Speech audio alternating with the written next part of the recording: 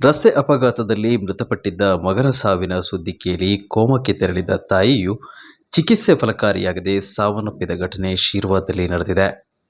ಶೀರ್ವಾದ ಕೊಲಬೆಟ್ಟು ನಿವಾಸಿ ರಮೇಶ್ ಮೂಲ್ಯ ಅಪಘಾತದಲ್ಲಿ ಮೃತ ಬೈಕ್ ಸವಾರ ಇಂದಿರಾ ಮೂಲ್ಯ ಪುತ್ರನ ಸಾವಿನ ಸುದ್ದಿ ತಿಳಿದು ಆಘಾತದಿಂದ ಸಾವನ್ನಪ್ಪಿದ್ದಾರೆ.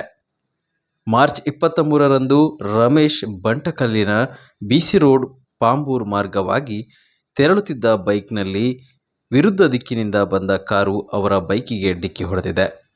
ಪರಿಣಾಮವಾಗಿ ರಮೇಶ್ ಮೂಲ್ಯ ಅವರಿಗೆ ತೀವ್ರ ಗಾಯಗಳಾಗಿದ್ದು ಅವರನ್ನು ಉಡುಪಿಯ ಜಿಲ್ಲಾಸ್ಪತ್ರೆಗೆ ದಾಖಲಿಸಲಾಗಿತ್ತು. ನಂತರ ಅವರನ್ನು ಹೆಚ್ಚಿನ ಚಿಕಿತ್ಸೆಗಾಗಿ ಮಣಿಪಾಲದ ಖಾಸಗಿ ಆಸ್ಪತ್ರೆಗೆ ಸ್ಥಳಾಂತರಿಸಲಾಯಿತು. ಆದರೆ ಚಿಕಿತ್ಸೆ ಫಲಕಾರಿಯಾಗದೆ ಮಾರ್ಚ್ 24ರಂದು ರಾತ್ರಿ ಅವರು ಮೃತಪಟ್ಟಿದ್ದರು.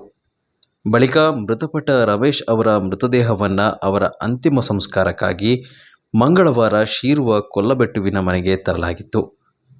ಪುತ್ರನ ಸಾವಿನ ಸುದ್ದಿ ತಿಳಿಯುತ್ತಿದ್ದಂತೆಯೇ ಆಘಾತಗೊಂಡ ತಾಯಿ ಇಂದಿರಾ ಮೂಲ್ಯ ತೀವ್ರ ಅಸ್ವಸ್ಥರಾಗಿ ಕೋಮಾಗೆ ಜಾರಿದ್ದರು.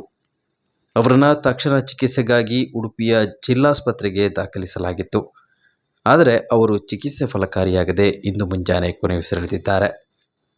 ಕೇವಲ ಒಂದು ದಿನದ ಅಂತರದಲ್ಲಿ ತಾಯಿ ಮಗ ಇಬ್ಬರೂ ಮೃತಪಟ್ಟಿದ್ದು ಮೃತರ ಕುಟುಂಬವು ದುಃಖಿತವಾಗಿದೆ.